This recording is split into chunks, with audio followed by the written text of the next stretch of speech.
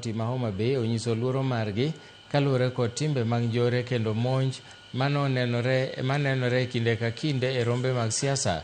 Chal ma kamano giwacho ni biro thiro dwaro ma joma mine machung' e laro kombe mopogore opogore. Ali Abich nigi ler. Otieno Job miyowa ler ma kamano.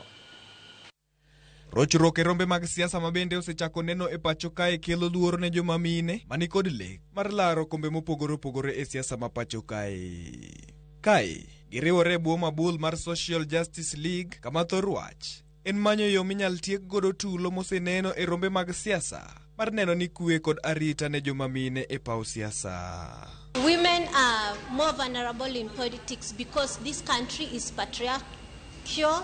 That means the men are thought to be the one to be leaders, but they think women are supposed to be in the kitchen, cooking and other things. Comes with a lot of financing, and the other thing was pegged on patriarchy and the social norms that are there that normally discourage women from really actively participating in governance and politics.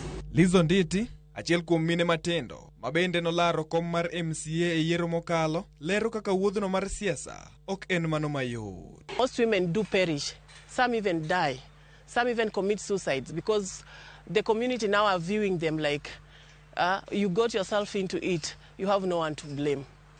So we are just appealing to different organizations not only to train women during politics and also after politics. What really happens after politics is more critical than actually what happens during politics. Kopogore kod arita, ajare kod weche moko dhi kare ne joma mine, bende en chandruok mamine kadhe e paw siasa.